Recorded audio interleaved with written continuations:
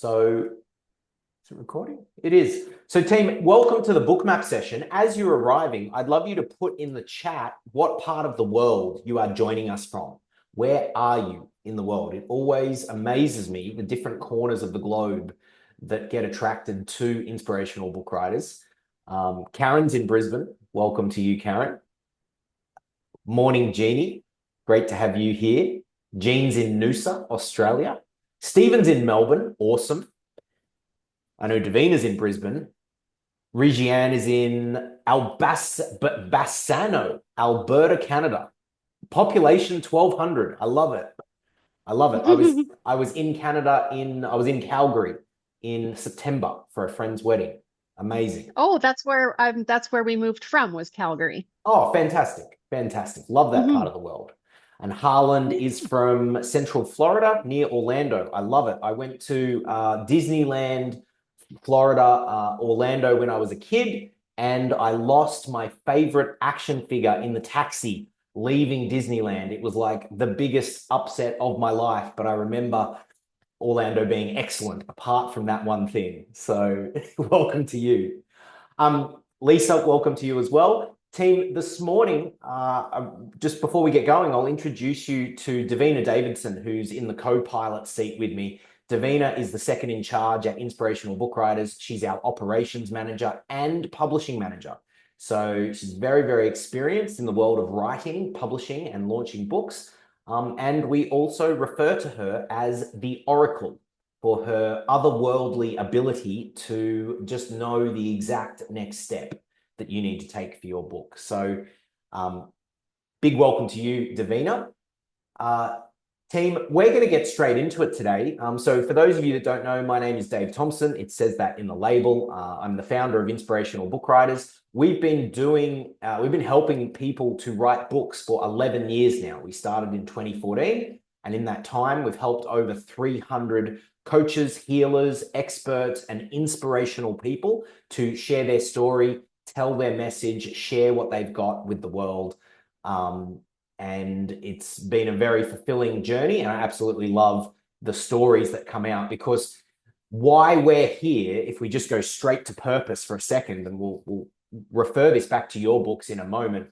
But a big reason why we do this business is there's a lot of problems in the world today. And my belief is that if me and Davina and our team, Inspirational Book Writers, if we can help you great people to get your messages out to the world, then we are helping make a difference in the world. We're helping to contribute, because every single person that's here has some sort of solution or up level of consciousness or some type of art or some type of story or something to share that will really make an impact for people and give them a better quality of life or solve their problems. So that's why we're here. Can I get a thumbs up if that's sort of why you're here, to write a book along those tracks? Yeah. Amazing. Amazing. Thank you for sharing that. So before we go, this really is a roll up your sleeves workshop. Okay. We are actually going to take you through the bookmap process that we take our clients through. And it's really awesome to be joined today by Jean, who she's in the process of, gosh, 6 books down, another 3 to come. Well, there's 7 more to come, 13 in total. But yeah, very, very grateful to have Jean here. She's super experienced and in the process of multiple books coming out. So welcome to you. Big welcome to you, Jeannie. And of course, we've also got Carmel and Lisa and Karen who are joining us, or Carmel's already working with us on her book. I imagine you're here for your next book, Carmel, or something like that. Love it. And Lisa and Karen just starting their journey. So let's get into this book map today. I want to start off with a few questions for you. Why did you come today? Why did you invest your time? You could have been doing anything else in the world. What made you decide to show up today? What is it you want from today?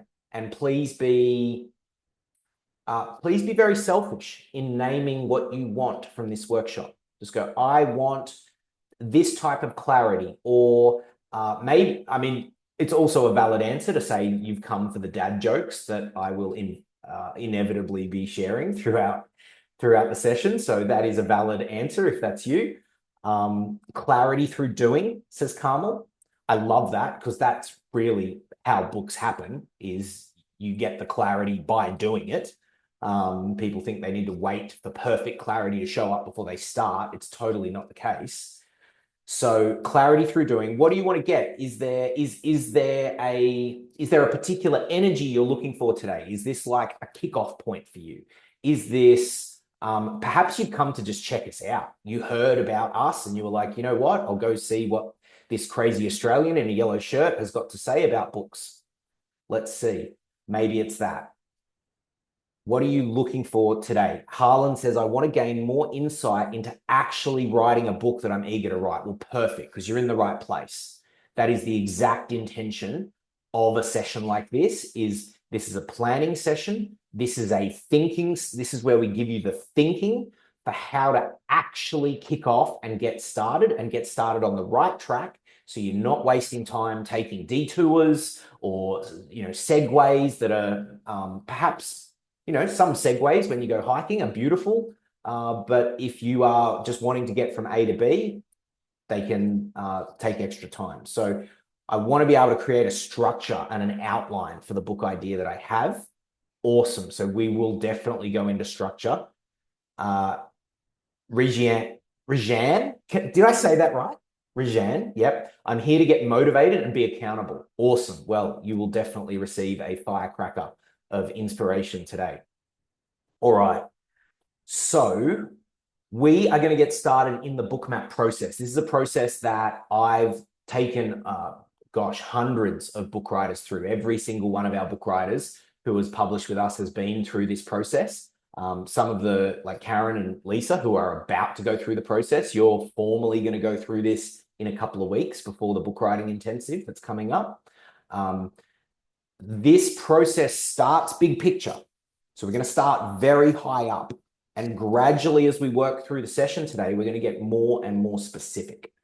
The intention is that you leave today with a grounded, actionable plan where you can actually get started. You will have your next 1, 2, 3 steps. So can I just get a thumbs up if you are in for that? Awesome. Sounds great. Yep, thank you, Harland. Thank you, team. Lisa says, after the last Zoom, I wrote 18,000 words within a few days. Phenomenal, phenomenal. So be open to be open to the energy that comes through today. Be open to the clarity that comes through today. And the biggest thing that I'll share with you is that momentum with books is really key. If you can pick up the thread of momentum and keep it going, the absolute best thing you can do. If you let the momentum drop, it's harder to pick it up. And anyone that's done books will attest to that. It's not impossible, but it is a challenge to pick up the momentum afterwards. So team, we're going to play Who's Up for a Warm-Up? Can we do a warm-up game? Cool. So let's get the juices flowing. It's a game of word association. I'm going to throw you a word. Davina's going to put it in the chat. And then I'd love to hear what comes up for you. And I want you to share literally anything. And please go outside the box here. Let's get some outside the box, some crazy answers. There is no wrong answer to this. The idea is to just go, and multiple answers are good too. The first word is inspiration. When you hear the word inspiration, what comes up for you? Just without thinking, straight in the chat. Inspiration, breath. Thank you for the reminder. That's great. Pink, me, an idea. Fantastic. Let's just get it popping. Excited. This is like the athlete warming up before doing the work. This is what we're doing now. We're warming up. Light, connection. Receiving. Yes, receiving insight. Who's in for some of that today? Yes? Awesome. Lightning. I love it. Popping. Awesome. Thank you for these answers, team. This is great. Frequency. Okay, let's go to round number 2 of the word association game. We've got 3 rounds. This time the word is creativity. What comes up when you hear that word? Creativity. Love. Painting. I love the speed. Thank you, guys. This is great. Truth. Kaleidoscope. Spark. Difficult. What's your version of creativity then? If it's not grounding, colors. Remember, you don't have to have this exact word. You can use a different word. Paint. Great. Paint. Awesome. Because part of getting a book out, especially getting a book done in a week, and this is something that we've become known for, everybody, is 37 times in the last 11 years, we've run a program to help people write their book in a week. And that's quite a remarkable thing, because the statistics show, and this is a Forbes magazine study, that 81% of the population in America, and I think this goes for the Western world too, say that they want to write a book every year, but every year only 0.1% succeed in writing a book. So what that tells me, what that tells us, is writing a book is something almost everyone wants to do, 4 out of 5 people, but hardly anyone succeeds at. Now, why? And hardly anyone succeeds in any length of time, let alone a week. And so why does what we've been able to do at Inspirational Book Writers is really dial into the recipe for how do you actually do it, and then how do you do it without it taking years? And that's what we're going to be sharing with you today. So love all these: challenge, color, messy, colors, grounding, paint, invigorating, aliveness. 37 times. Yeah, I've almost spent a year of my life with book writers, helping them write books. You want to be at IBW's 40th.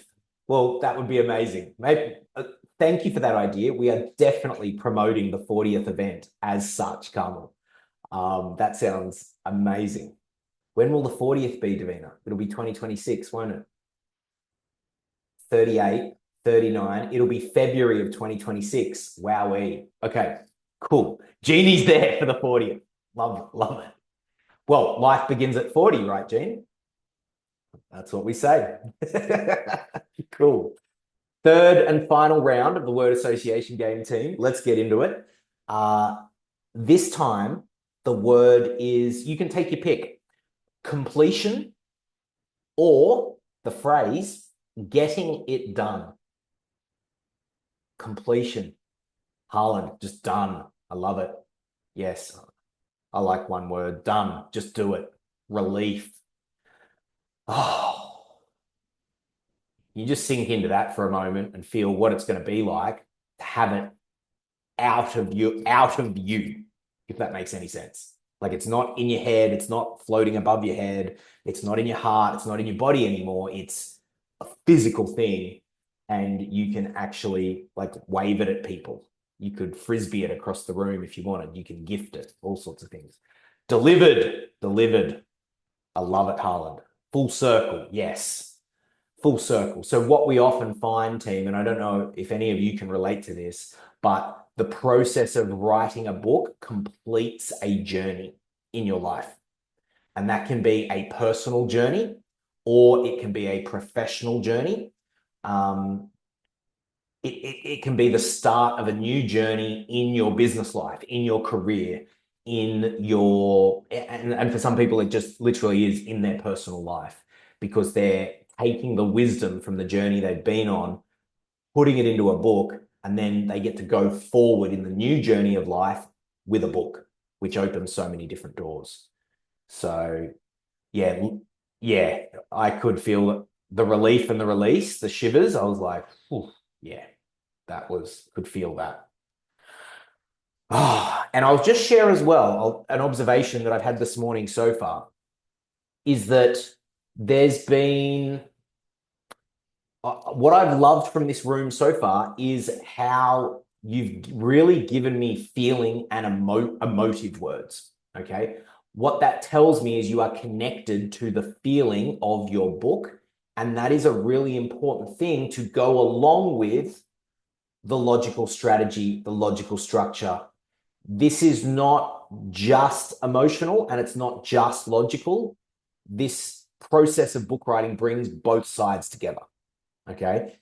Now, for some, you may start more logical and very structured, and then add in the emotive side of it later. Or you might start the other way, just an absolute brain dump of emotional flow, and then add the structure later. Both ways are valid. And what that speaks to is in book writing, we need to do it dirty, as Davina says. Get the book, get something out on the page. You cannot edit a blank page. You cannot edit a blank page. So we need to get something out, whether it starts emotional and then gets structural, or starts structural, then gets emotional. And again, like the right amount of emotion. You don't have to, this doesn't have to be, Bridget Jones's diary sort of thing, unless that's part of your purpose in your book. And we're going to talk about that. We had a finance guy write a very logical sort of book about logical finance strategies. And the emotion that was in that was passion. He was very passionate about not investing your money with Wall Street and investing your money elsewhere in alternative investments. So that's what we're going to look at too, is what's the flavor of emotion that goes with your book. Does this make sense, team? Is this landing with you? Cool. All right, let's have a stretch. Let's have a breath. A big part of book writing is it's very physical. So get a wiggle on. Shoulders forward and shoulders back. I'll just share with you, when I've seen people, we've seen people eat as much as a football team on training camp during a book writing week. It is a very energetic pursuit. Is it better to handwrite or type? Well, I've done it both ways. And the main principle to follow is do what works for you. Okay, do what works. So I wrote my first book by hand, and then I wrote my other ones on the typewriter. Do what works for you. That's the simple answer. All right, let's begin. This is the process of downloading the clarity for your next book. So the first step in the book map process is somewhat of a time travel. Would it be okay if we time travel for a moment, team? Can we get a bit weird and crazy? Are you in? Yeah, Jeannie's there for that. In for a bit of time travel, Harland? Sure. Awesome. So team, what I invite you to do is, and you can close your eyes for this if you want to, keep them open. It's totally up to you. I invite you to go out to that point in the future where this book is already done, where it's complete, where you are holding it in your hands. You can feel it, you can touch it, you can see it. It's in the physical world and it's right there. And I want you to look at the book. What does that future version of you, the author of you, what does that author have to say to the you in this present moment? We're capturing the wisdom from the future and we're bringing it into the present moment for the benefit of you embarking on this journey right now. What does that future version of you have to say? Does it have advice? Does it have wisdom? Does it have encouragement? Does it have any strategic direction? Does it want you to know that there's some particularly important points you need to take note of? What does the future you want you to know right now? And as the wisdom comes through, as the answers come through, just write them down. Please share in the chat if you wish. If you want to keep it private, it's up to you too. Believe in yourself. Trust your intuition. Yeah, trust is such a big one.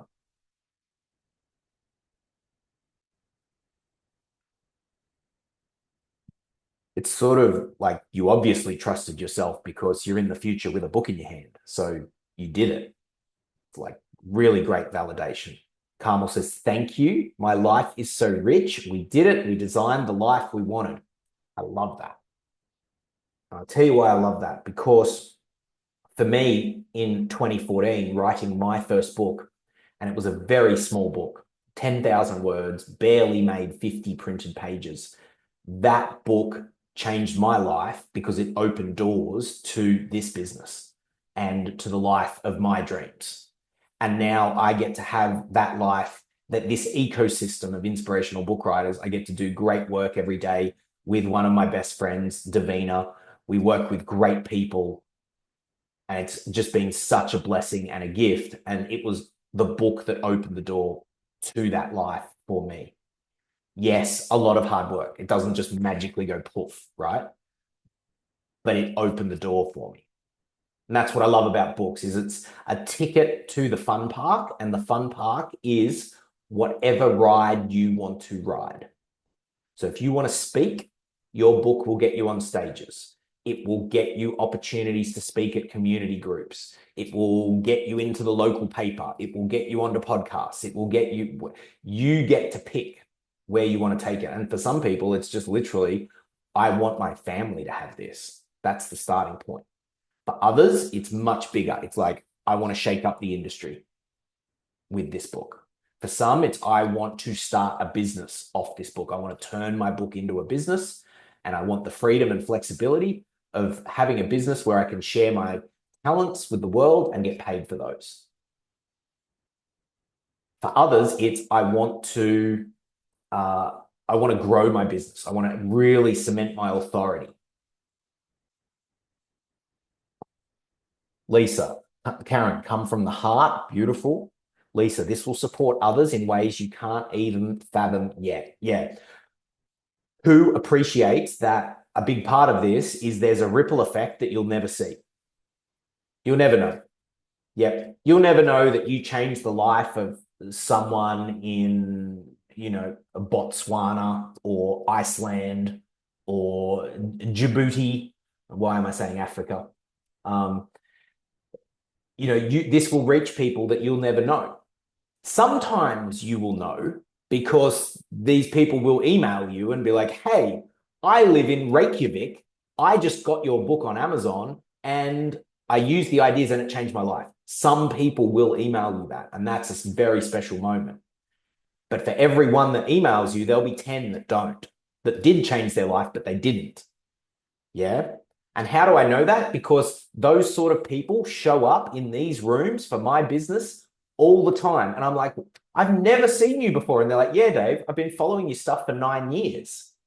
Like, I knew when you were the surfy guy living in Byron Bay. Like, I knew when you did this. I'm like, I have never seen this person ever.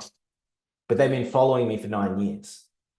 And then finally, it's their time to write their book and they just pop out of nowhere. So the reason I'm sharing this is I really want each of you to know there is a seen and an unseen ripple for your books. And please don't get overwhelmed by how big it can go. Please start with like the intention to help one person. One person, because if you can't help one, you won't be able to help two. Well, let's flip it. If you can help one, you can help two, then you can help 10, then you can help 50, then you can help 1,000, then you can help blah, blah, blah. And then it just expands like that, right? And I think that's the most grounded way to approach goal setting with books. Start by who's in front of you, impact those people, and then keep spreading it out from there. What else have we got here? Harlan says, get it done. Do it well so people can experience the transformation for themselves. Love it. Who is on board with that idea of really doing it well, giving it their best, putting their best foot forward? Yeah, that's what, thank you. Thank you. That's a great statement. That's, I think part of the IBW philosophy too, is let's put our best foot forward. Yeah. Okay. Rejan, I want to help inspire and empower people. Beautiful. I think I think you're in good company with that sentiment. All right. Let's just have a stretch out the front and then shoulders back. Jean says, tell the truth. Ooh, snap. Tell the truth. Who's in for some of that in their book? Who's in for some of that? And I'll tell you why that's important. My observation of the world and the economy and the market at the moment is that trust is at an all-time high value. If you have trust, that is phenomenal. If you don't have trust, you are struggling to operate as a business right now. How do you get trust? I think people can smell BS. Yeah. If it's full of BS, there's no trust. So telling the truth promotes trust. Are we on board with that, team? Telling the truth? There's like a stillness to the honesty, isn't it? Like, ooh, is what I'm saying everything I want to say? Is there integrity in what I'm saying? Awesome. Yeah, you can feel the hot air. It could challenge others big time. So can we normalize and make it okay to present a revolutionary idea, to present something that would disrupt the status quo for the purpose of positive transformation? Because let's face it, sometimes the status quo is awesome and just needs to stay, and other times it's really stinking and it needs to change, and the status quo does need to change. So acknowledging as well that some of you are being very brave here and presenting ideas that some people are going to go, can that be okay, team? That we present ideas that are a bit revolutionary. Thank you. Thank you. Thank you. All right. Let's talk purpose. Let's talk purpose. So we're going to do a bit of a drawing here. The purpose for your book. Can you guys see my screen? Yeah, thumbs up. Thank you. Okay, the 3 purposes for your book. Okay, number 1, professionally. Why is your book important? What's the purpose of your book?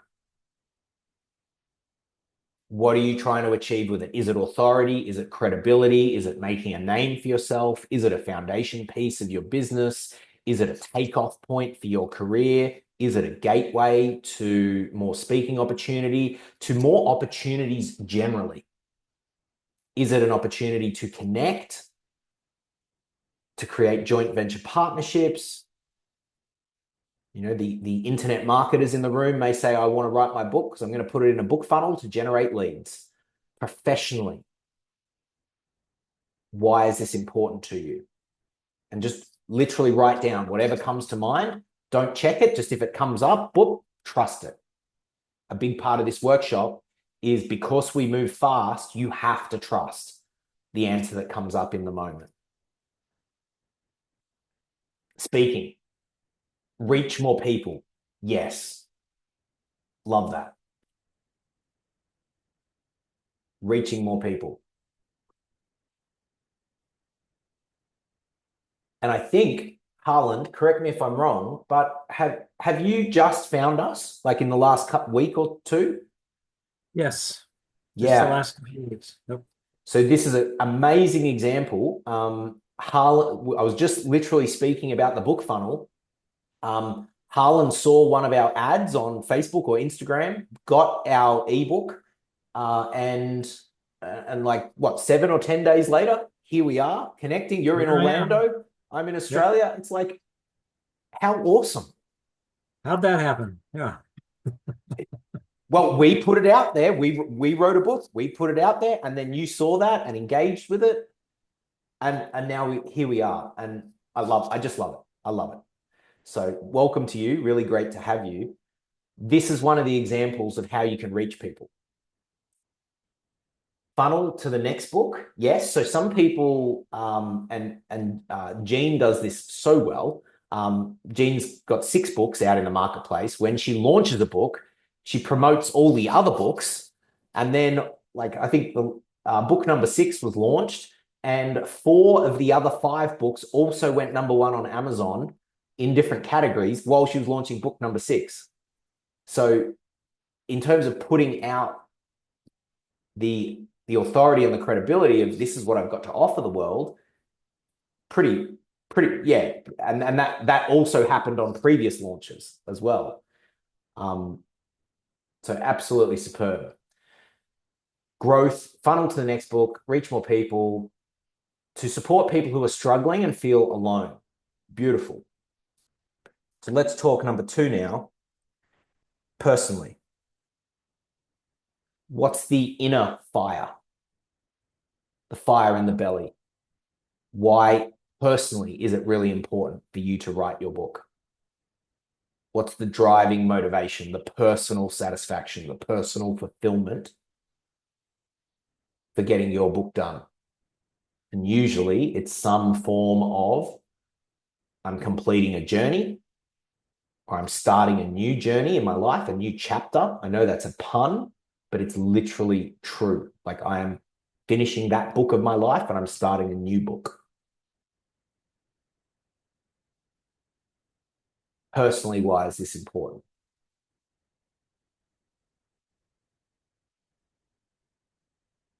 This can also be healing. Who's acknowledged, who can recognize that the writing of their book may have a healing effect for the, yep, very, very common.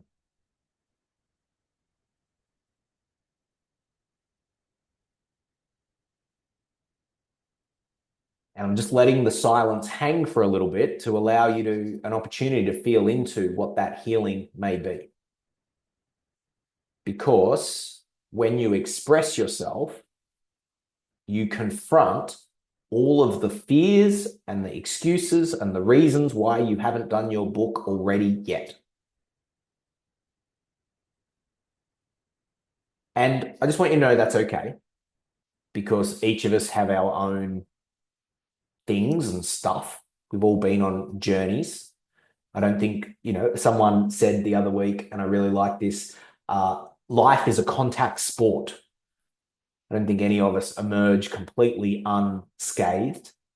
And so there can be a real healing and a triumph over the past for some people in sharing their story, in sharing it with confidence, with clarity, with empowerment. Let's have a look at some of the, Lisa says, I have felt isolated on my journey, but I know the story can help others. I need to let the story go. Beautiful. So the healing is letting go of a story of isolation. And what I'm hearing is you're actually flipping it into a story of connection. And the book is the connector. And it's something that you can bring to people and go, here, let me connect with you. You might feel alone. So here's the thing, team. When people sit in their problems, it's very common for people to think that they are the only person in the world experiencing that particular problem. And it's just not the case. There are many people around the world that experience the same sort of thing. And by you sharing your message as a connector, you can really flip their entire paradigm of life from isolation to connection. And that is a profound thing. That is hugely profound. Hands up if you've read a book in your life that you can say, yeah, that book changed my life, or it changed my direction. I've got many. Yep. It's like, oh my gosh, now I'm going this way. This is the power of books. And again, ripple effect. You may or may not know that you've had that impact on people. Let's see what else we've got here. Carmel, professional, the workbook that stacks and templates my offerings. Cool. Personal, get paid to do what I love in a way that gives me back the most time and freedom. Yes. Yes. So team, Carmel, I'm just going to plug you here if that's all right. Carmel's expertise is in helping fiction writers get their stories out to the world. So similar, parallel sort of IBW focuses on nonfiction. Carmel's expertise is really in the fiction world. So we've been talking a lot. There's a huge opportunity. Because honestly, when people come to us for fiction, we don't know. I look at Davina and I'm like, who do we refer them to? Like, I don't actually know anybody that I trust that's good that would help them. That's beautiful. Harlan says, developing new skills and confidence. Absolutely. There's something that there's just like a chest raise when you are an author. I think. Karen says, feeling like putting voice to what I've learned and understood along my journey, enabling others to have a voice. Yes. Need others to know they're not alone. Beautiful. And the third one, team, professionally, personally, and for the reader. So what are you hoping the reader will get?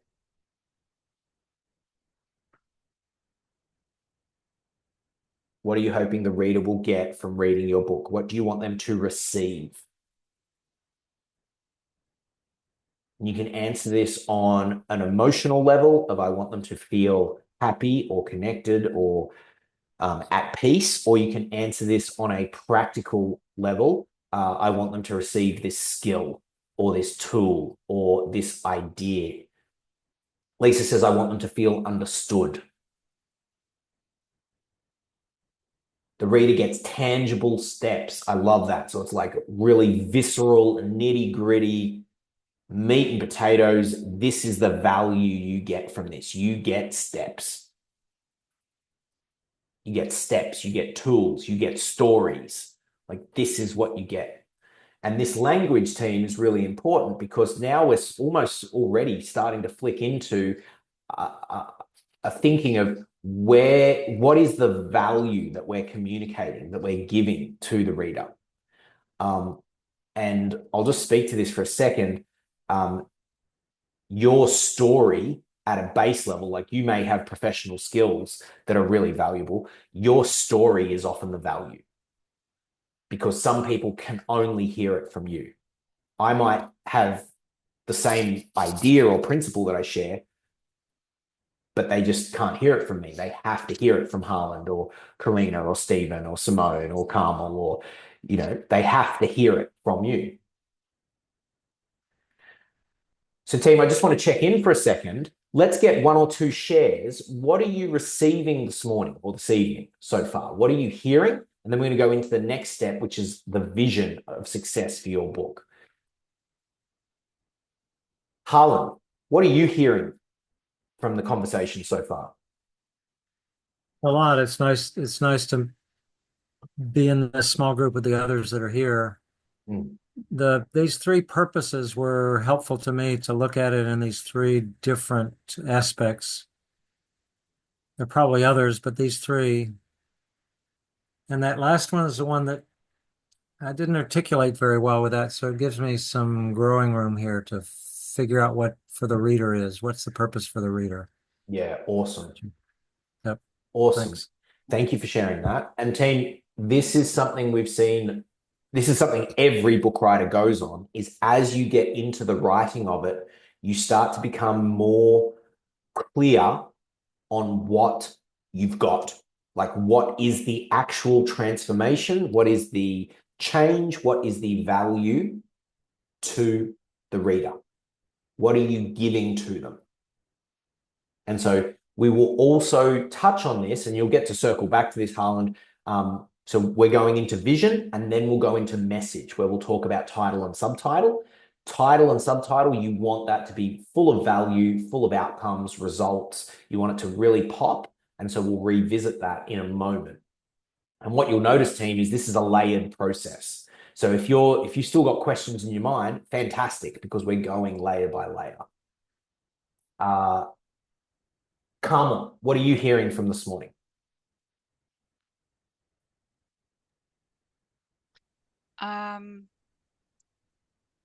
I got quite a bit from the time travel. I feel like that exercise always makes you really anchored into the vision. And yeah, like just the book mapping process is such an important foundational piece. Like you come back to all these concrete questions, and even if you've thought about it abstractly, like to be able to kind of come back to center and lock it in, there's something so powerful about that. So I appreciate this space. Awesome. Awesome. Should we keep going, team? Should we go into vision? Let's do it. All right. If you need a stretch and a breath, please do. If you need to wiggle your butt, do that. Butt wiggling is definitely permitted and encouraged during book writing sessions. All right. Let's talk vision.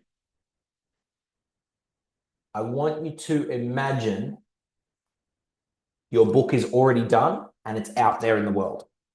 It's already printed. It's a physical thing. It's an ebook. It's available online. Maybe even there's an audio version of it as well. Where is the book and what is it doing? And I want you to imagine this from the biggest impact you can think of to the smallest impact and everything in between, big and small.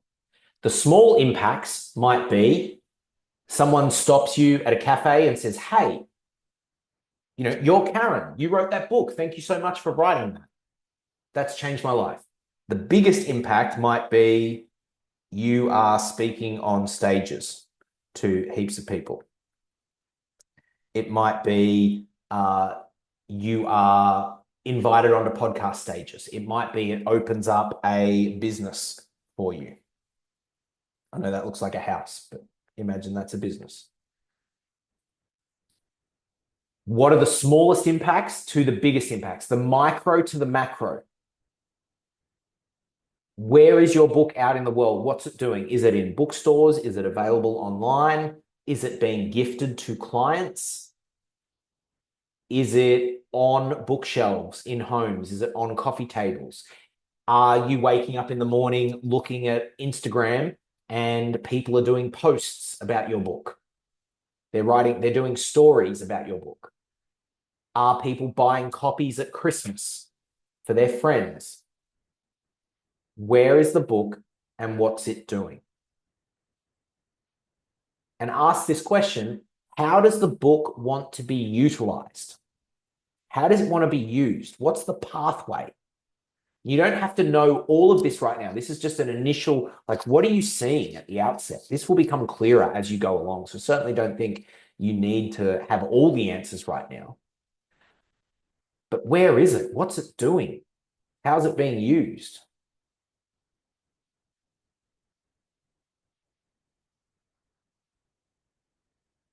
Really what this question is about is, what does success look like for you for this particular book? Because each book has its own journey. It has its own unique path. It has its own unique purpose.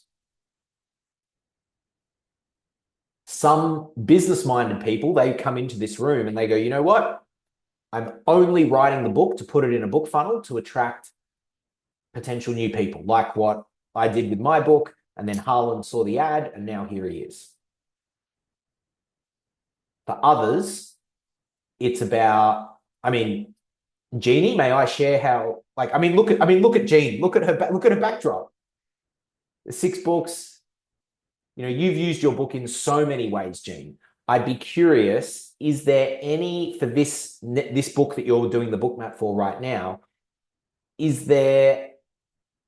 how are you seeing it being used? Are you going to use it similar to how you've used all the other books? No, different. Are you open to sharing, or is that private? Private. Cool. So there's a new use. So this is an interesting point. Can I share, Dave? Yeah, go ahead. This book is important to keep quiet because it is the new spirituality, and where it's going to go. It's just be humble with it and let it unfold. So it's like, not yet.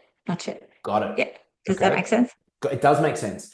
And so this is an interesting thing because Jean's done multiple books, but this is the pathway for this particular book. Okay. And I remember in previous books, Jean, it was like foghorn to the world really early on. So this is a perfect point to illustrate. We really want to dial in what's the unique path. My book, Write, Publish, Launch, one of its uses, as well as being an advertisement for the business, is it is used essentially as a study guide for our clients. When people start working with us, we send them a copy of Write, Publish, Launch because it has all the wisdom that you need to know. It's like a couple of hour read. If you read that book, you'll pretty much know the thinking to be able to navigate through the process. It's not textbooky, but it serves the purpose of a textbook. It's like the bite-sized textbook. So that's another purpose. Can we get a few shares on what you were seeing? Like, what does success look like for you? For some, I'll share what the sort of base level success often is. Some people say, you know what, just to get this printed will be the biggest win ever. And I'm like, cool. So that's the starting point, and that's what we aim for.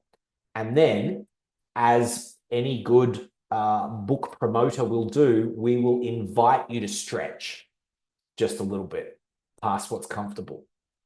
And I want to tell a story, if I may, of one of our book writers in 2023. She wrote a book on dementia, a new perspective on dementia. And she came in and was like, my base level of success is I want this printed. That's it. And it's for family and friends. Like, maybe print 10 copies, 15 copies. And we could see that she had a really amazing message that was really needed out in the world. Like, no one was talking about this new perspective on dementia the way she was talking about it.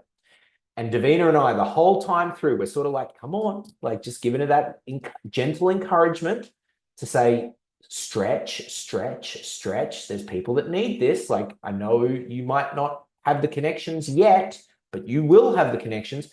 Gets her book out, makes one connection at a dementia organization, one connection, gets to speak at that organization. That opens the door to ABC Radio, ABC TV, both on the east coast of Australia in Brisbane, Queensland, and on the west coast in Perth. Now, she's got this sort of reputation as someone that speaks on dementia. Didn't plan any of it, didn't want any of it, actively was like, I don't want this.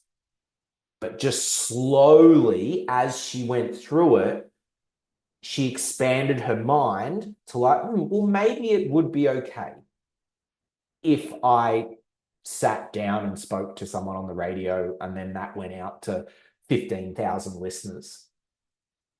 So this is the approach that we take through all of our work. Is we will get your base answer, and then we'll help you to grow into the person and expand and feel safe to expand. Because the only reason she was like, no, is she didn't know, she didn't know what was involved. And that's fair enough. Like, you don't know what you don't know. And two, there was fear. But as you take the steps, the fear disappears. And when you're around people like this, who are all writing books, all publishing them, all putting them out to the world, there's this like, oh, this is just what we do. Of course we write books. Of course we get them out. You know, of course we take the opportunity to use the book to make an impact for other people, to reach out. Of course we show up and tell each other, you know what, I was so scared to make that phone call, but I did. And now I have a new opportunity to reach more people. So would it be okay if we all agreed it's okay to do scary things? Can I get a thumbs up if you're in for that? Yeah. Rock and roll. You guys are awesome. All right, let's have a stretch. Let's have a breath. We're going to go into message. We're going to go into message. And there are 4 things that we're going to talk about at the level of message. And I'm going to share these with you now. Okay, number 1 is the title. Number 2 is the subtitle. And these two go together. We need to pair them together. Number 3 is the target audience. And number 4 is the tone, style, and voice. Okay, so let's put all these together. These 4 points really should work together in a big circle, or be all together. What does that mean? Well, you want the title and subtitle, because they go together.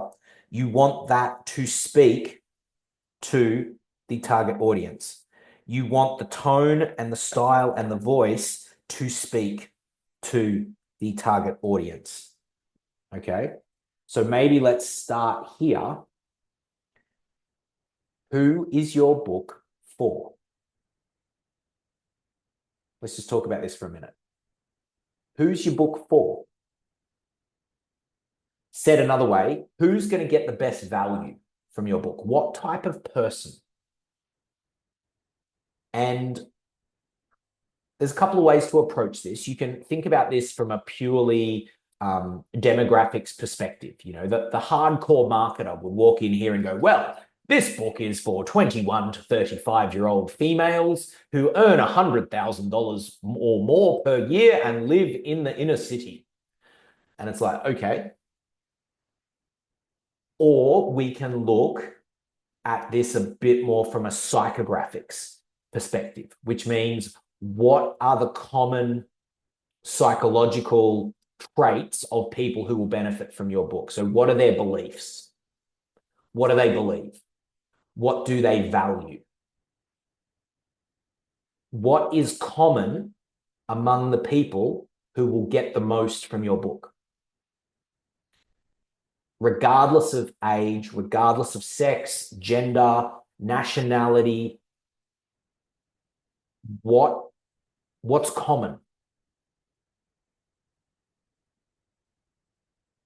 So I'll give you some of the traits of the ideal reader, inspirational book writers.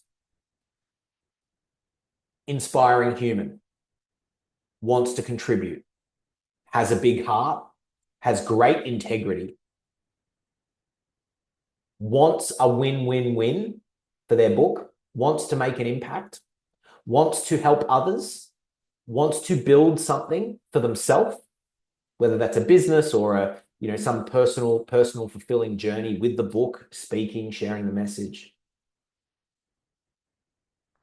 And at Inspirational Book Writers, one of the other things we say is the people we work with, we want to be working with people that we would be happy to have over at a barbecue at our house.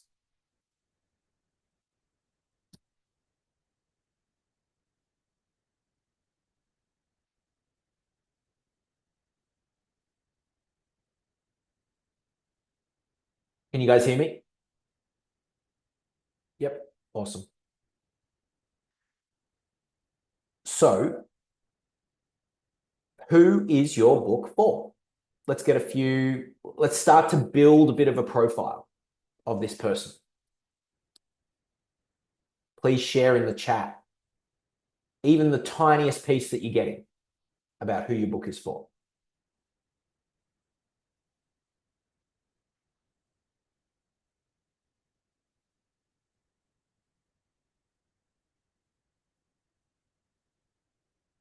All right.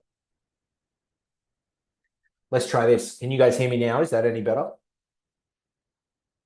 The audio back a bit better? Cool. We'll just roll like this for a second. And you can look at the promotional graphic for last year's book writing intensive, number 35. There we go. Let's get a couple of shares. Who's the book for? Harland, I'd love to hear just your initial thoughts on who would read your book. Sorry, was that me? We'll go to Harland and then Carmen. Oh, Harland. Sorry, I Yeah. said Carmen. Sorry. Harland. Hey, Carmen. Hers might be better. Here goes. Very successful entrepreneurs who realize that success is not all there is. Mm-hmm.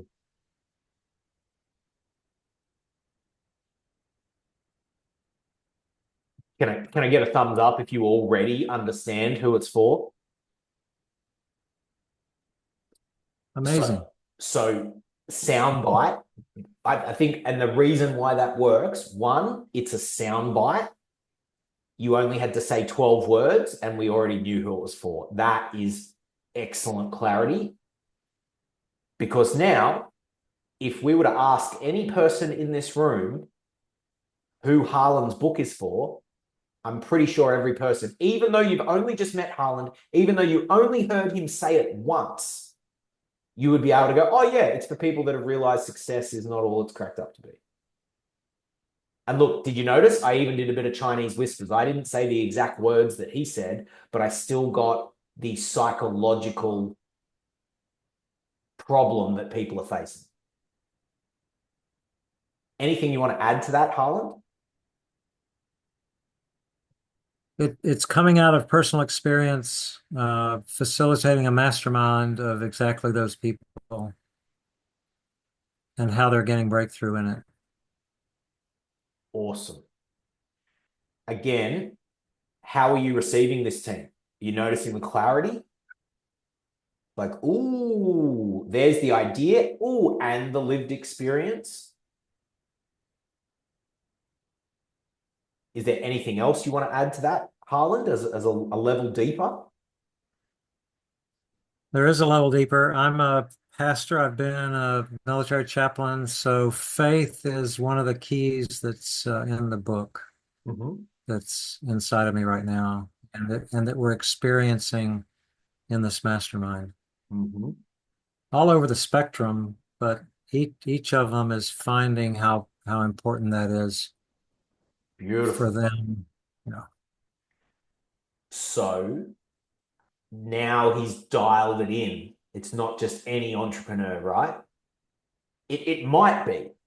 There might be entrepreneurs out there that are not, don't follow a faith, and maybe they're having an awakening and they're drawn to it.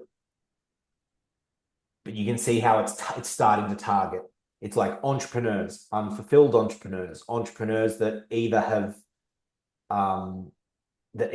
faith or are seeking faith. And you see how he's starting to build a profile of who this is for. That's really cool. Thank you for the confirmation. Yeah, it's actually you're actually like, this is happening. The book is for this person.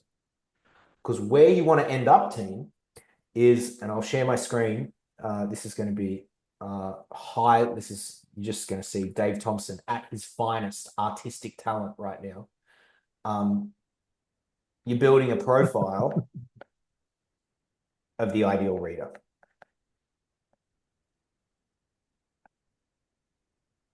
And this is one of the secrets of how people have got books done in a week, is they build the profile, they give him a name.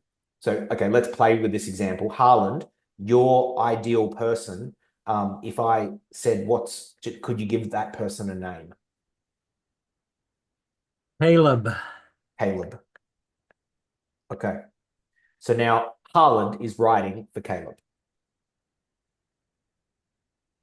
And the reason this is really useful is whenever you have a decision to make in your book, you just go, well, what does Caleb need to hear? How would I explain it to Caleb?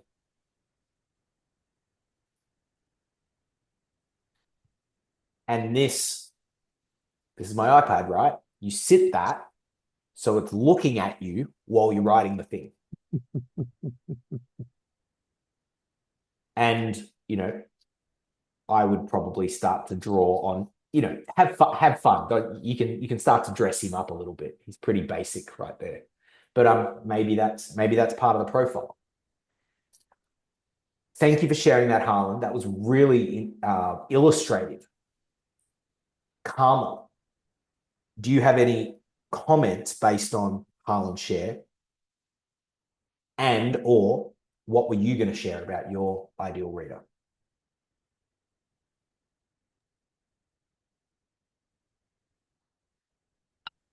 I was just thinking about my ideal reader, and I think it's actually, I really wanted to create an offering that was for myself as well.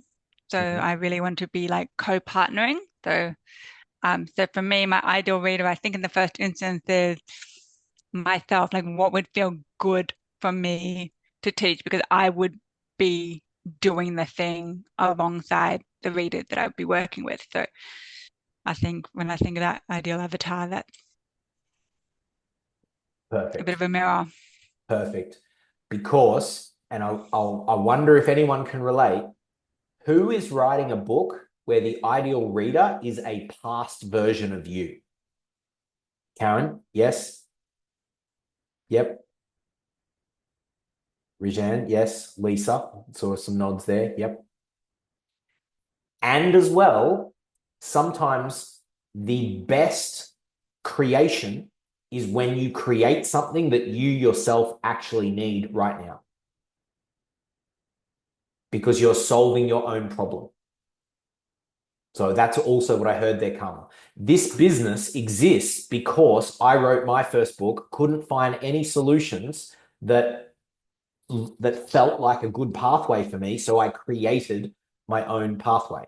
The Write Your Book in a Week, the book writing intensive, the Write Your Book in a Week that we've done 37 times, I actually did that myself. I made that for myself because everyone else in book writing world in 2014 was saying, oh, it's going to take years to do this thing. And I was like, I don't have years. And plus I'm a creative. And I was like, I'm going to be on to the next thing in 2 years. You know, like we need a bit more speed than that.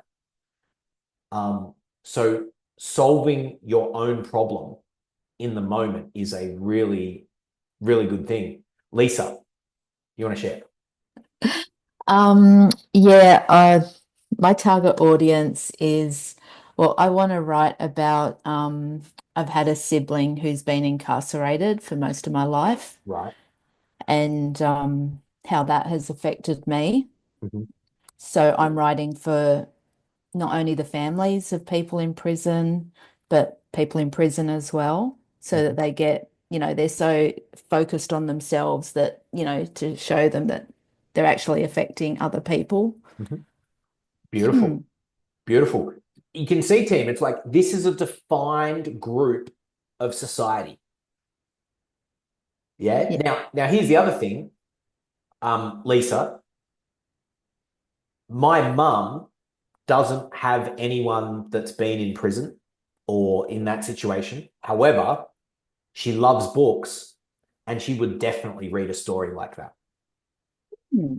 Right? Oh, that's good to know, because I was thinking it would be, I mean, I'd love the department, the government to pick it up and it for to be a book for people, for the families.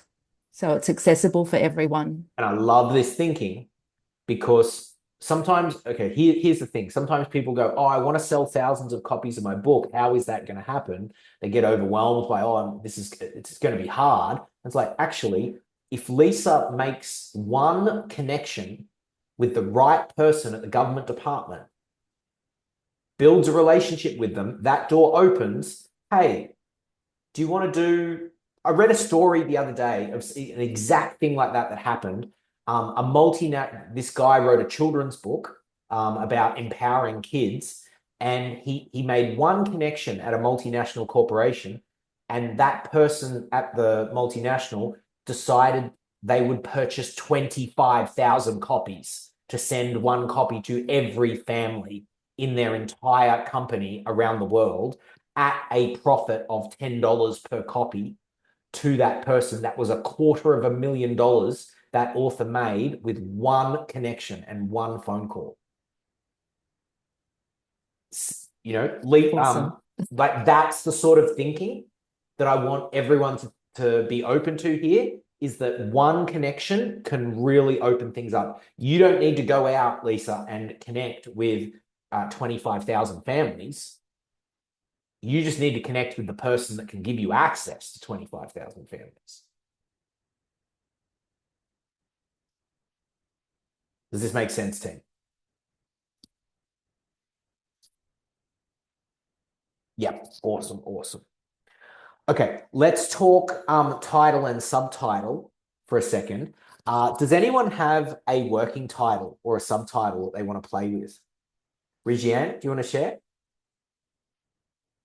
Yep. Can you please put it in the chat as well so we can visually see it? We're going to do a live demo here, if that's okay, on title and subtitle. And I'd like to, we haven't heard much from Davina the Oracle because I've been on the soapbox for most of the time. So Davina, I invite you onto the soapbox as well. Davina is exceptional at titles and subtitles. So if we can get an example or two, and we'll unpack the thinking. Also, at this point, I'll welcome if anyone else in the workshop today wants some feedback on their title or subtitle, please put it in the chat now, because we'll draw the principles and lessons out of everyone. So I'm looking at you, Karen. I'm wondering if you need some input on title and subtitle. If you do, please put it in the chat. Okay, my title, With Kindness. Cool. Do you have a subtitle?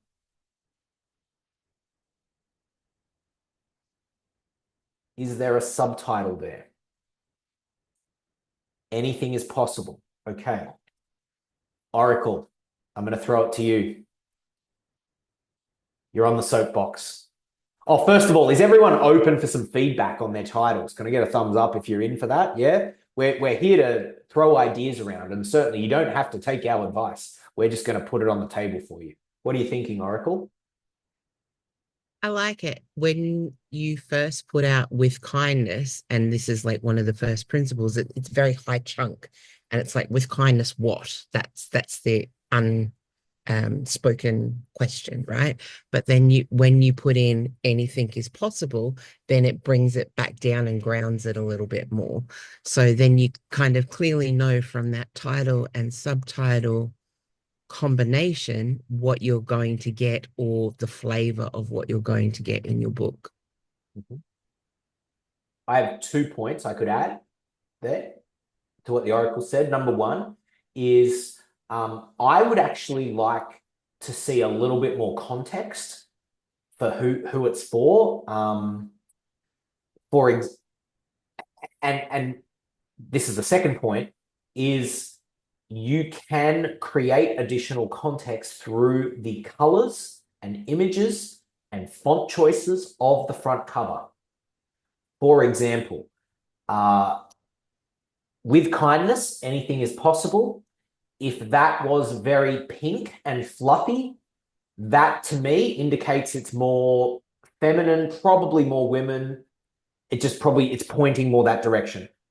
As opposed to if you drew hard lines, boxes, right? Straight fonts, With Kindness, anything is possible. You could turn that basically into a high performance book for business people through the visual of the way the cover is designed. So that's why it's really important that we spend some time on the target audience. Then we go to title and subtitle, and we do all of that before we even think about the cover. So yeah, I hope that's helpful. Awesome. Harland, profit seeks purpose. What do you think, Oracle? You open to some thoughts from the Oracle, Harland? Yep. Again, I'd probably like a little bit of more context, like Dave said. Is there Like, a subtitle? Yeah, I like I it don't have a subtitle at this point. No. Okay. That's okay. the concept, but you need something else to ground it, to tell us who it's for and to give us like a direction. And this is another principle, team. So Davina said titles are often high chunk. They create an element of mystery, an element of intrigue. A high chunk word is simply a word that is easy to buy into. Like if I say happiness, everyone in the room is like, yes, I want happiness. But then if we go a bit more specific and I say, well, happiness while climbing Mount Kilimanjaro in the winter while it's snowing, it's like only the people that like those specifics will go, yeah, that's my happiness too. And other people will be like, no, I don't want to be cold. So a subtitle, the purpose of a subtitle, team, is to provide context and to, as Davina said, ground the concept so that people know exactly what they're getting from the book. And my question to you, Harland, would be, profit seeks purpose. Think of Caleb and think of your subtitle in what does Caleb actually get from profit seeks purpose?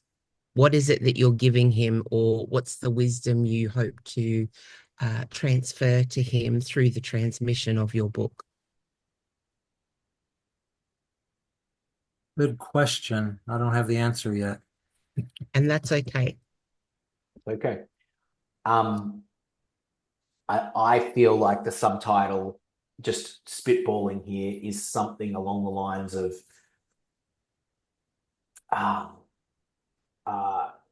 what you said in that soundbite initially, which is the Successful entrepreneur discovers there's more. yeah. Mm-hmm. Yeah. Stories of successful yet successful entrepreneurs who discovered there was more to life than making a lot of money. That's a bit long, but something like that. Profit seeks purpose. It's almost like because I put in the comment before about the unfulfilled entrepreneur. It's almost like profit seeks purpose for the unfulfilled entrepreneur seeking more. From Something, life. something like that. Yeah. Thank you. Yeah. You're welcome. There's a few bricks landing there. It's just like, how do they get organized? Like what order do they go in? Awesome. Karen, what are you working with?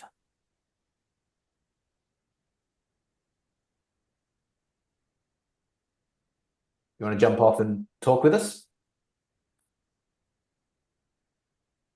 What I kind of threw together, just the title I had was I Have a Story, and the subtitle came out, Why Our Story is Important and How It Shapes Our Lives.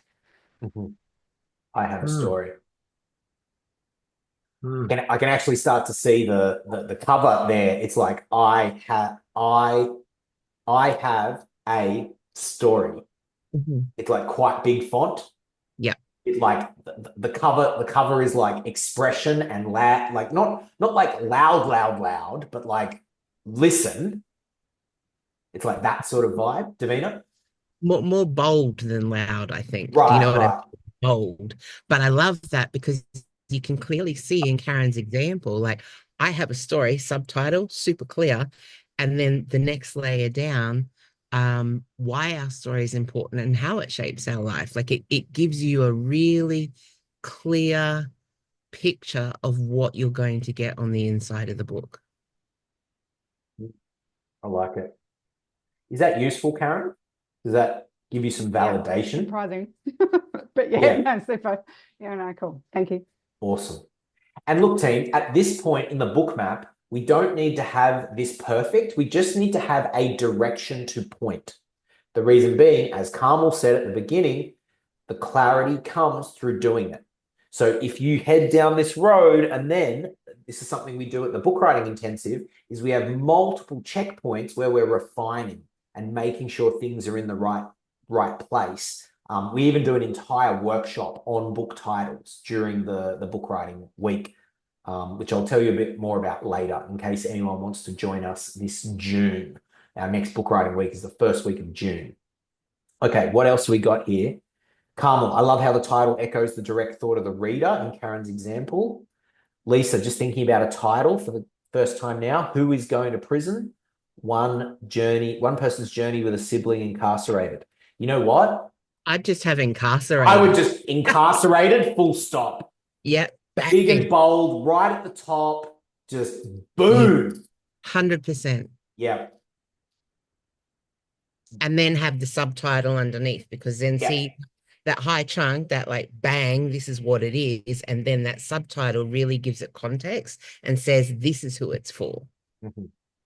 Yeah. You can see the smile on her face. She's like, oh, yeah. And this is how we do it, team, is we have these creative sessions. We give permission to just throw ideas on the table and just go, you know what? Maybe it's this. No. Maybe it's this. No. Maybe it's this. Oh, but it's that. Wow. Okay. So this is the creative process. Your mum would definitely read that book. My mum would buy 10 and give it to everyone she knows, right? Like that's, yeah. She loves stories like that. Awesome. So that's title, subtitle. The last piece here before we move into structure is just a conversation on tone and style and voice. So the question for you all is, what is the tone of the writing for this book, for this message?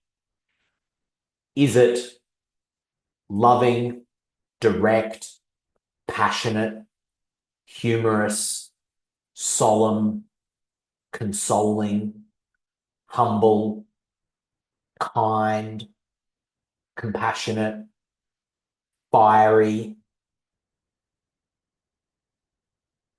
Lisa says, is it, what combination of those things is it? What flavor? Is it bold? Is it empowering? If I may, Jean, if you would like to share, I'd just love to hear what the tone of this book that's coming through, if you're open to sharing. Yeah? Yeah, sure. I was just typing it. So I've written, and can I just share about title and Please. subtitle? Absolutely, That, please. Generally speaking, with all more of mine, especially the first one, didn't come till right at the end. So you wrote the whole thing and then you got the title. Well, with the Jean Sheehan story, the first book was you. Yeah. I remember saying, Dave, what title should I have? And you said, why not the Jean Sheehan story? What? It's about my story. What? So the tone on this one is loving, truth. Style is from the heart. I'm speaking to them. I am loving them. My voice is soft, gentle, and so real. They feel like I'm sitting next to them. You can feel it, hey? Beautiful. Thank you, Jean. Can I be kind, passionate, truthful, and raw? Yes, you can.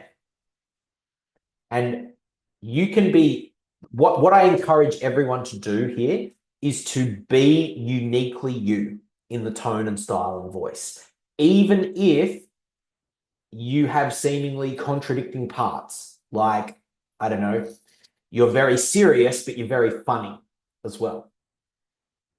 Bring those parts to the writing, because what that will help you to do is create what we call an authentic original. It's going to help you create something that people can't find anywhere else, because it has the unique blend that only you can provide. It brings your humanity into the book. And with the robots increasing and taking over with the AI, and that's only going to continue for the next few years, what's going to happen is people are going to start to crave human connection, real, raw humanity, because everything else out there will be machine perfect. I don't know if any of you have already used the AI tools, the Chat GPT. It gives you perfection. It gives you the completely unblemished, beautiful fruit that you find in a modern commercial supermarket, where if there's even one blemish on the banana, they go, no, we're not selling it. And while packaging is very, very important, what I'm encouraging all of our book writers to do is fully be you with all your seeming imperfections, because it will create something rare, authentic, and unique. And then when you put that out to the world, the people that like that will buy in. And they will buy in really hard, because they're like, wow, this isn't machine generated. This isn't commercially bulk produced. This is something that has come from an actual human, from a unique soul, from a unique perspective. So I really, and I'll give you one classic example of this. So we have a book writer. She talks a lot in her work about pleasure and profit. So she's a businesswoman, but she's also, I guess, not quite a sexuality educator, but her message is about we should be living a pleasurable and profitable life. Okay. In her book, she will jump from talking about financial markets and financial strategy to the pleasures of orgasm in the same paragraph. That is uniquely her. Now, what does she do in the introduction to the book? She frames it up and she says, look, this is who I am. I talk about pleasure and I talk about profit. So we're going to be jumping around a bit. I need you to know that. If that's a problem for you, don't read this book. You probably won't like it. But if you are okay with that, then do it. Jump in. You'll love this book. And so she's being in a leadership role. She's being very clear with the reader. And to be clear is to be kind. And saying, this is what you are about to get. Is this making sense, team? I hope this is giving you permission to really go all in on who you are in your book.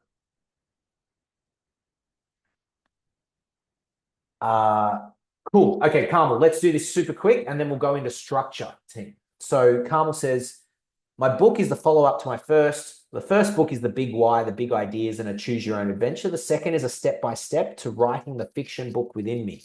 Simple, skeletal, and distilled. Okay. Okay, so is it more practical, Carmel, this second one? Okay, what's the meat and potatoes title? This is another way to look at titles, team. If you walk into a restaurant and you see on the menu, it says meat and potatoes, it's pretty clear what you're getting, right? There's meat and there's potatoes. The only question is, how is the meat cooked and how are the potatoes done? Well, can I just throw something at you? The first one is written, right? You could just simply have writing.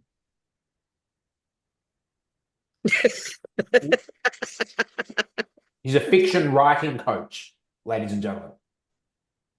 Makes sense. And it's the subtitle, but literally, like, the two work really well together, but also it's the subtitle, as you know, that lands them. And you just said you wanted a working title. You could just use that for the working title at the moment. Just let it sit and see how you feel. I have a story, incarcerated writing. Or it can be like book writing, fiction writing, whatever. But I just think because you have written, yeah. There's another thing, Like team. it's like the prequel to, like, writing would be the prequel to written in a way. Some of the most successful businesses on the planet are called laundromat, post office, right? Gold shop. Like if they're selling gold bullion, right? If you are ever stuck for a title, go back to just the meat and potatoes, the nuts and bolts. What is it about? Okay. Let's have a stretch. Let's have a breath. Have a little wiggle. We're going to go into structure now. We're going to do some chapter layouts. How's everyone doing? We've had 85 minutes. We're doing good. We're feeling good. We're almost there, team. Almost there. We've got a conversation about structure, and then we've got 3 final questions to bring this into a grounding. And then, if I may, I'll just talk for a moment about the book writing intensive coming up in June, for those of you that may want to join us. So let's talk structure. Who's already got a chapter structure? Can I just get a show of hands if you've got something? Lisa? Who is starting from scratch? Also okay. Karen? Brigianne? Jean? Okay. So, a couple of things. Let's drop any concept of it has to or it must be a certain way. You don't have to have 10 chapters or 12 chapters, or you get to pick what structure best fits your book. We're looking for the most natural way to communicate the message to the audience in a way that feels good and makes sense. Okay. Every book will start, I'll actually draw this out for you guys. Every book will start with an introduction. And I'll speak for a moment about introductions because they're really important in drawing the reader in. Thanks, Caleb. Let's leave you there. So what does a book map actually look like? Let's just draw it. So we are going to start with an introduction, a compelling introduction. Now, intros, people say they judge a book by its cover. I've found that to be true. People do judge a book by its cover. I've also found people judge a book by its introduction. Have you ever opened a book, started reading it, read the first 3 pages and put it down and then never picked it up again? Yeah, saw Karen saying yes. This is because the introduction is the opportunity to really connect, draw people in, get them locked in. Now, when it comes to compelling introductions, we do an entire workshop on this in depth during the book writing intensive because it's just so important. You really want to get this intro right. And it's also something we give multiple levels of feedback on before a book goes to print. We really want to nail the intro. But let me give you a couple of quick pointers straight off the bat. So in the first sentence, you want to speak directly to the problem and to the person. So problem and person. Now, how can you do that? You can do that through telling a story that shares the problem and the person. Remember, the person is the ideal reader. So you can do this, via a story or a statement. So I'm just going to completely make something up here for Haaland. First sentence of the introduction. He just signed a deal that would see $100 million in his bank account by tonight. Yet he had never been more miserable.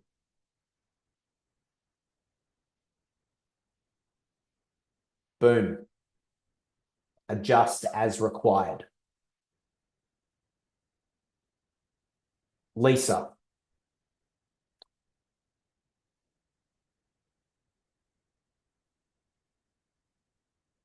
He walked behind the prison door and it shut behind him. It was, and then something about the feeling that the family had as they said goodbye. You know, that one moment when the person goes into prison and they're incarcerated and that's what's ahead for the next 8 years. So in the storytelling, you want to be emotive in that first sentence, first 2 sentences. If it's like, wake up, that's a great opening. Is this making sense, team? Is this giving you some ideas? Yeah. I have to come up with, for me personally, when I'm writing my books on book writing, for me, I don't always do a story. I sometimes do a statement, and I use the statement. 81% of the population say they want to write a book every year, and every year only 0.1% succeed. I use statistics to make a statement because that is what tells the reader the problem that they're facing. Let's get a share or two. What are you hearing here, team, about intros? Karen, what are you hearing? Oh, Jean. Jean's got a question, and then we'll go to Karen. Just a statement, because I've heard a couple, but I'm still not quite sure. Because like the one you used of he signed a deal, etc., for Haaland, sounded like a sentence slash story. Yep. So when you're saying a statement, I'm not quite sure what you mean.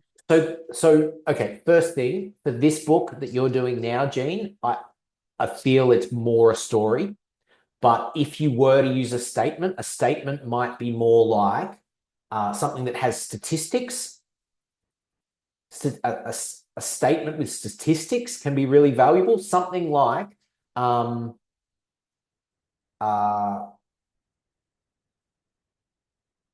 dementia affects 81% of people over the age of 60. I made up the stat. It's not the right stat, but you use the statistic to make the point. Here is the problem. Can I just jump in for a quick second? Jean, before you said at the beginning, when you were sharing just a little snippet, you said something about this being the new spirituality. So that in itself can be a statement as well. So I think when Dave was sharing that example with Harland, that was like very much the introduction, dropping the reader straight into the story. Whereas you're making a statement as in, this is the new spirituality and this is why. So it's like you're not actually telling them a story, you're telling them this is your belief, your perspective, your thoughts, your whatever, but this is how it is according to Jean in Jean's world. Does that make sense? Yep, got it. Thank you. Thank you, Dave. Thank you, Davina. Love it. Love it. The finance book that I was talking about before, I'm pretty sure that guy's opening line was Wall Street are a bunch of crooks. Yeah? Or like the old way is dead. This book presents a revolutionary new approach to alternative investing. Making money, building your wealth through alternative investments. Karen, did you have a question or something there? Oh no, it was you just asked him what. Yeah, a share. Yeah, yep, please, yep. please share. So from the introduction, it's really just we want something that's going to grab their attention immediately and want them be compelled to read more. They want to know more. So for me, my first sentence would be, I have a story. And then the follow-up one would be, my mum told me I was fat from the age of 4. So, and that was the beginning of kind of my story. So, so that would be my capture, if that makes sense. Yeah, cool. Yeah. So it's kind of a statement, but it's also part of your story. So it's both.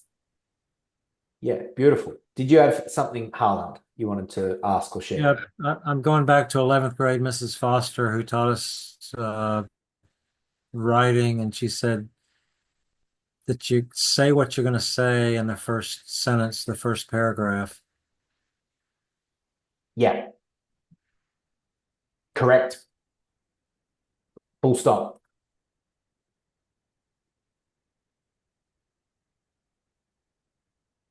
The simple is often the best. And do you notice how powerful it is to communicate in a sound bite and then leave the pause, leave the hang, leave the space around it? Because when you put one idea on the table and then leave space around it, it gives people time to process it, to let it sink in. Awesome. Let's talk a little bit about chapter structures. Okay, I'm going to draw a few visuals for you for how you can do the layout.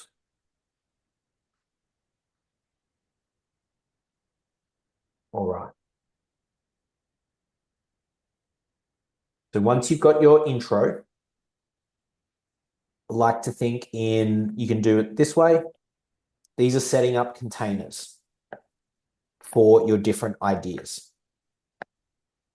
This book that I'm doing the book map for here, it just happens to have 9 things it wants to communicate. 6, 7, 8, 9.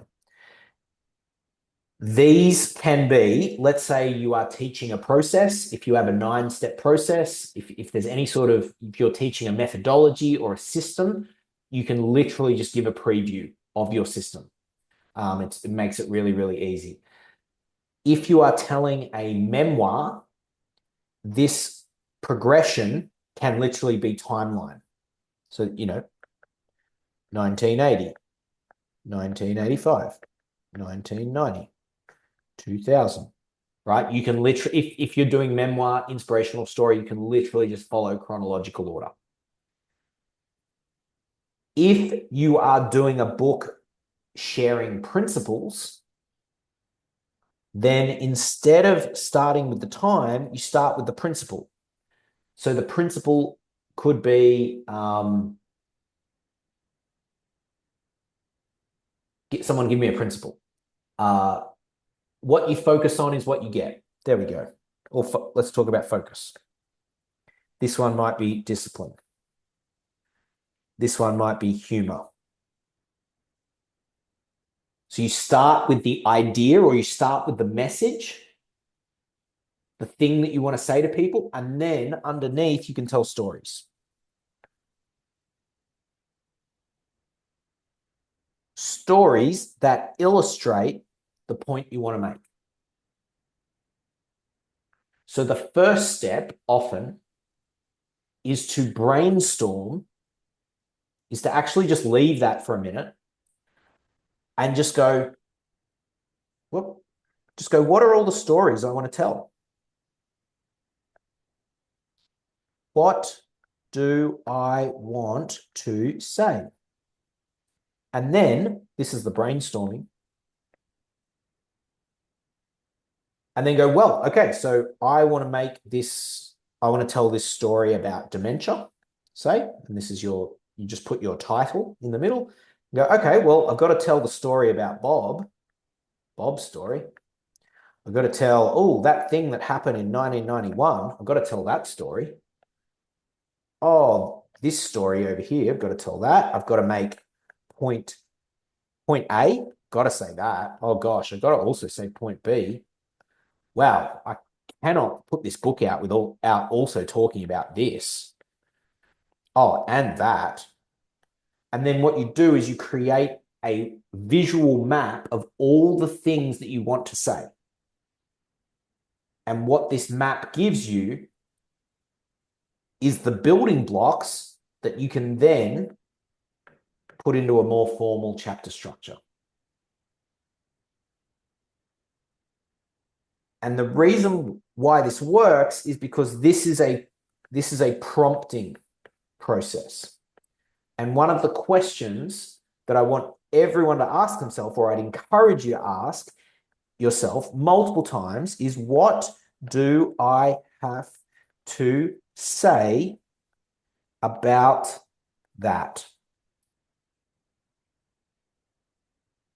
What do I have to say about that? What do I have to say about point B? What do I have to say about point A? What do I have to say about this story? What do I have to say about that thing that happened in 1991?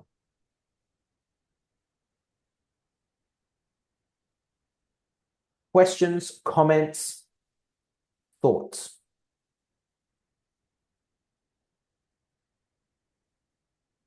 What are you hearing? What are you receiving? Kind of like an overarching breach, because then we can get into, well, what's the chapter supposed to look like, but it's just giving you a breakdown of what the overall structure is, and then start slotting in. Yeah, you can start to slot it in. And here's the other thing I'll just say, is sometimes I'm a bit hesitant to show people chapter structures, because what it can do is, do you notice, like, it's your book, right? And who just drew the boxes? Me. Well, maybe you drew boxes. Hopefully you did draw your own boxes. I want you to come up with your own boxes. And if you are very creative, maybe you're a bit eccentric, you might go, you know what, Dave, it's not even a box. Mine's in circles. Mine's in diamonds. Mine's in hearts. The principle here is you get to be in the driver's seat of the structure that you create. I'm just throwing you a few. Jean does hearts, right? So Jean maps her books in hearts. How do you do a heart?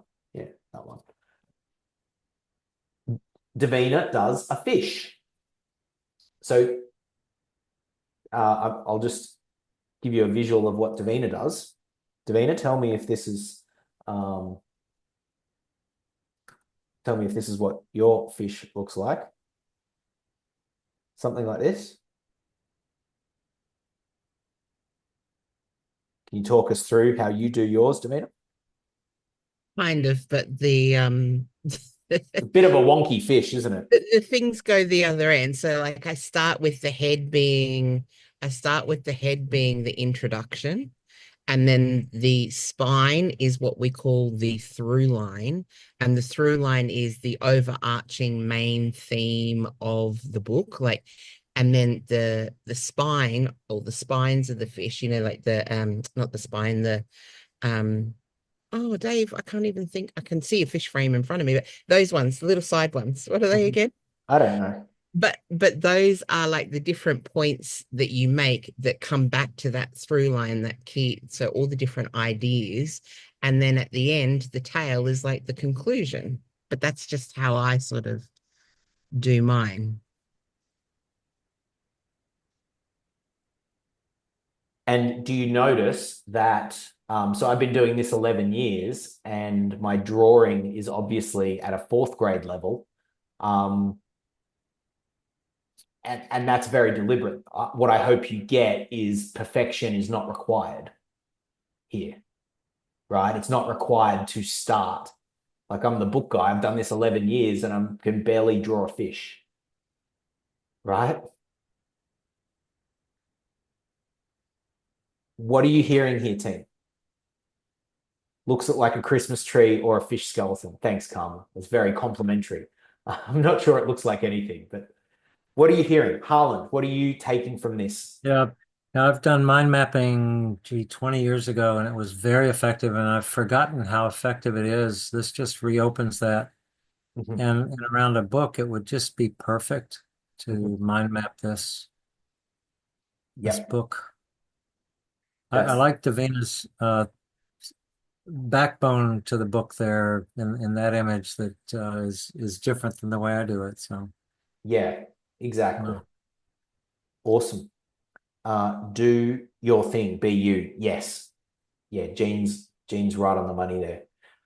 Thanks, Harlan. Any other shares? I'm sorry, I just can't get your name. Rejan. What have you got from this conversation on structure? Can we get you? Yeah, there we go.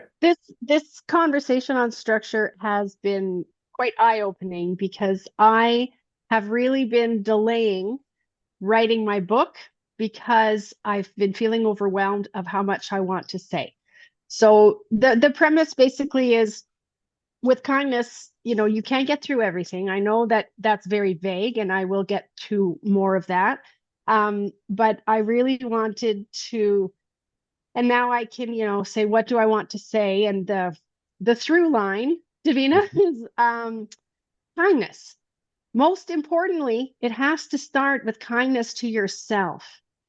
And then I want to go from there, and so the brain dump just gives me that inspiration, where everything that I want to talk about through Alzheimer's, autism, ADHD, addiction, everything, as overwhelming and heavy as life is, I had to kind of break and realize I come first. I come first. Doesn't matter what everything else is going on. And I feel like now, we don't put ourselves first because it's viewed as being selfish or narcissistic or something. So I really want to open that up. And this just gives me a way to just just put it all out there. Beautiful. So it's quite exciting. Yeah. Can I offer you a reflection, Rejan? Yes. Yeah. So Please. just you sharing that there and using that fish analogy, right? You said kindness would be the through line, right? So what you said at the very beginning, your introduction, so the fish's head would literally be you sort of saying, with kindness, anything is possible. That's basically the introduction, right? The through line is the kindness, the autism, the mental health, the this, that, and all those things that you mentioned are all the Yes. things that come off it. And the conclusion at the end really is that kindness starts with kindness to self first. Yes. That's what you're leaving them with. Yes. And that it's okay. That it's okay to be kind to yourself. Thank you so much. This has been wonderful. Mhm. Awesome. Awesome. Awesome. Any other shares or comments on structure, team, before we go to the 3 final questions for today? All right, let's do it. So 3 final questions to round out today. And then if I may, I'll just speak with you a little bit about the upcoming book writing intensive in case you want to join us to actually get our help to actually write the thing and get it through to a finished manuscript. So 3 final questions. Number 1, you are becoming an author, a published author, for some of you, a multiple time published author through the process of doing the book. This is a question of identity. Who are you becoming as you write this book? Who are you becoming? Are you becoming more of who you really are? Are you stepping more into a leadership role, into being an advocate, someone who speaks up? Typically, there's some form of leadership that you're stepping into here. You're leading people in a new idea or a new paradigm, a new way.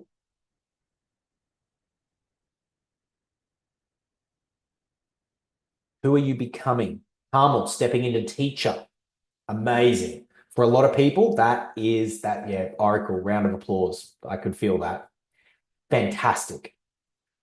Because you've got so much to share, Carmel, that people need to know. So sometimes it is stepping into teacher. Sometimes it's stepping into being the inspirational person that you already are. It's just this is another expression of it. There's an embodiment, becoming an authority. I love it. Here's the thing. The authority is already in you. This is an exercise in bringing it out. And then having a physical thing to show the world, hey, look, I've been on this journey. I've learned a lot of stuff. I've lived a lot of life. And here's the thing that shows that I am worth listening to on this topic. The reason why we ask this question is because we know that every person that goes through this process goes on a transformational journey on the inside while they are writing the book, while they're publishing it, while they're launching it. And for us, it's really important that... Can you guys hear that noise? No? Okay. Just me. I've got like it's like a all right, I'm going to proceed with this noise. Oh, there we go. We're good now. Aliens, says Jean. Yes, definitely aliens. It was the weirdest noise. It was like... The reason why we asked this question is because, so remember before I said 81% of the population want to write a book. Every year, only 0.1% succeed. What we've come to identify is that why people don't succeed. One of the reasons is because they are going through a transformational process of becoming an author, and there's fears around that, or they're scared of that, or stuff comes up. And so if we can be conscious of that and support people through the inner growth that happens while you write the book, then the book can happen with so much more grace and ease. That's why we asked the question. Second to last question. This is about bringing in team and support for your book writing journey. I've written a book. I've written 7 books. I've got my 8th book coming out in 12 days, actually. First Time Author is launching on the 14th of April. So look out for that. First Time Author, the guide to successfully write your first inspirational best-selling book. So that will be released soon. I'm very proud of that. Hope you all see it. Thanks, Jeannie.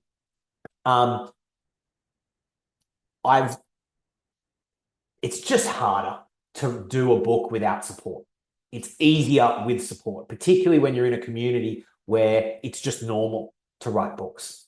So who do you want to bring in as your support team to do this? Thanks, Carmen. Yeah, I'm very excited about it. So this is a question of team and support. You've certainly connected with us today, and there is the opportunity to keep working with us, to come to the book writing intensive. Jean says, Davina, Dave, and IBW always. Thank you so much. We've been doing books with Jean since 2016. It's been an awesome journey, Jeannie. We're going to have to do something special for the 10-year anniversary. How's that? We're going to have the 40th book writing week soon, and we're going to and next year will be 10 years, Jean, of doing books with you. That is definitely bazinkles. Rejan, awesome. Love to work with you too. I'll talk more about that in just a moment, what that pathway looks like.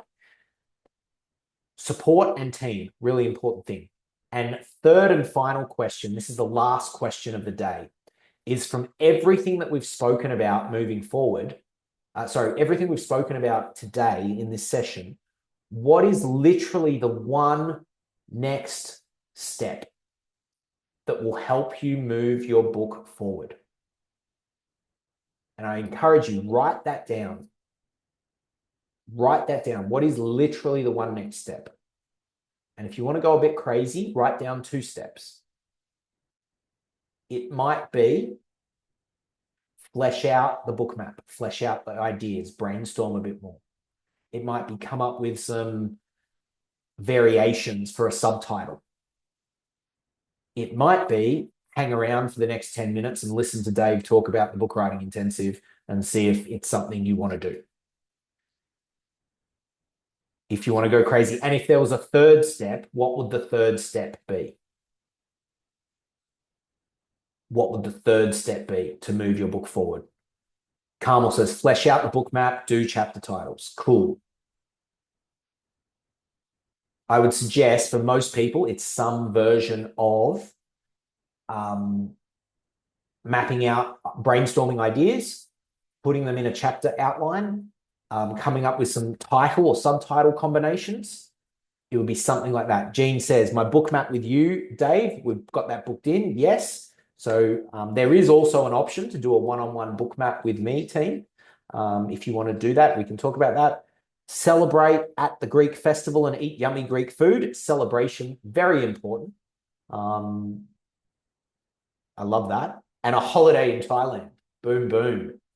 Jeannie, you know how to live life. I tell you what, that's great. Karen says, book map, chapter, and intro. Awesome. Love it, love it. Cool, team. Well, that's the formal end to the workshop. It's been an absolute pleasure taking you through today.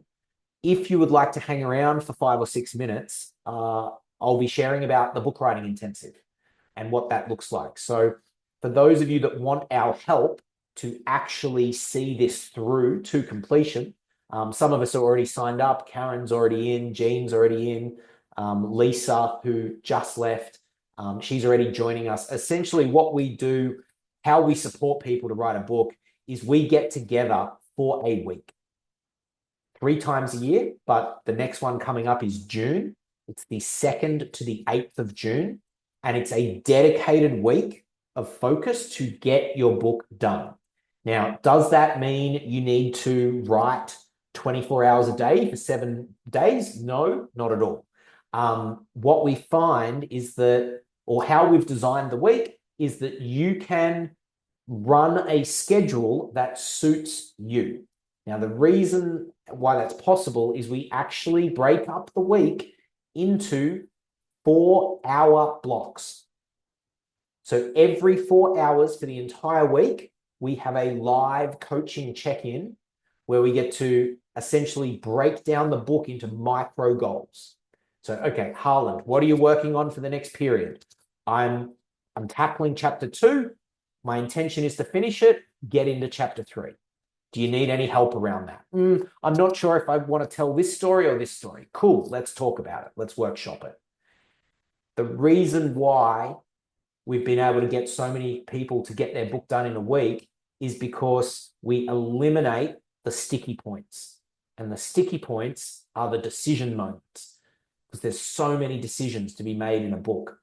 That's why in a dedicated week, we can support you to make those decisions really fast and move forward, instead of getting stuck on something and you're stuck there for 6 weeks or 3 months, and it just slows things down. So we break it up into 4-hour blocks. We do that around the clock. We have a coach in North America. She's based in Denver, Colorado, Kerry. She's done 4 books with us. She's a very experienced author and writer herself. And while we're sleeping in Australia, she's running the check-ins. So for those in Canada, in North America, even in Europe, we had Spain, Portugal, and Romania join us last time. We always have US and Canada. There's always Australians, sometimes New Zealanders, sometimes people in Bali, sometimes people in Singapore as well. So it's a very international group. And yeah, Davina's just put the link for the intensive in the chat below. That's essentially it, team. It's a week, 4-hour blocks. You attend whatever session time works best for you. We do have a lead-in process. So we have 4 more preparation sessions leading into that book writing week. So those preparation sessions are designed to keep bringing the clarity, so that when you get to that week, you know exactly what you're doing and you can just focus on actually producing the draft. We do a book writing, we do a title workshop to help you nail in your title and subtitle. We do a introduction workshop to help you dial in your introduction, so it's really on point. And you also get live feedback from one of our editors, our head editor, Rachel. She's based in Salt Lake City, Utah. You actually get to submit your work to her and say, hey, what do you think? Like, am I on track? And she will give you the feedback basically real time, like within 24 hours of you submitting. So this is a very immersive experience.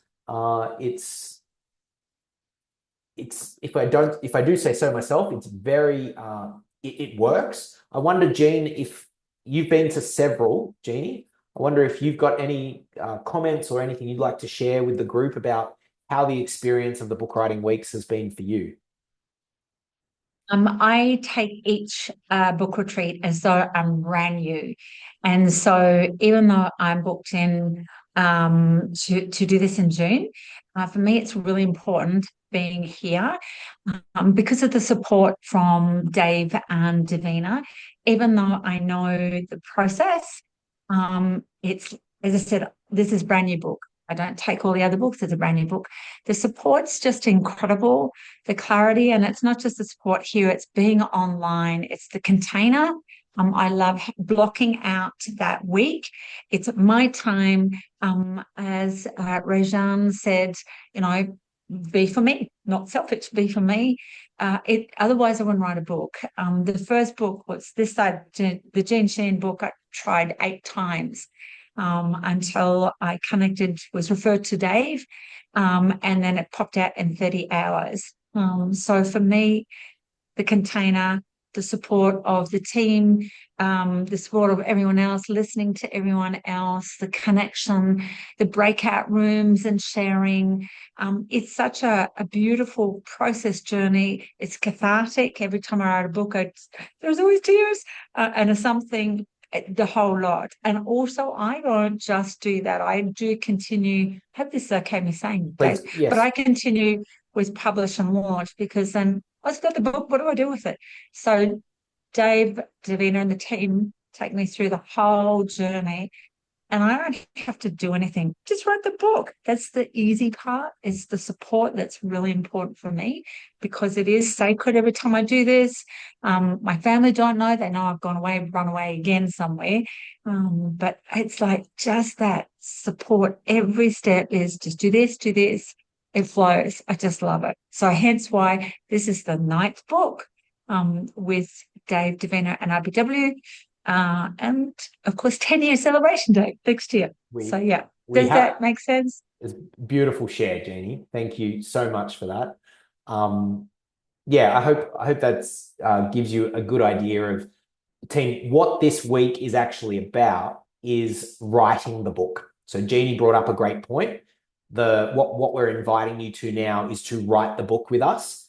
At the end of that process, we then make an invitation to everyone. Do you want to go on the journey with us to publish and launch the book? So part of our business is we have a book production team. We've got a team of editors, formatters, cover designers. Davina runs the publishing team. We've got publishing assistants to actually produce the book and make it a quality product for you. That's another conversation at the end of the book writing week.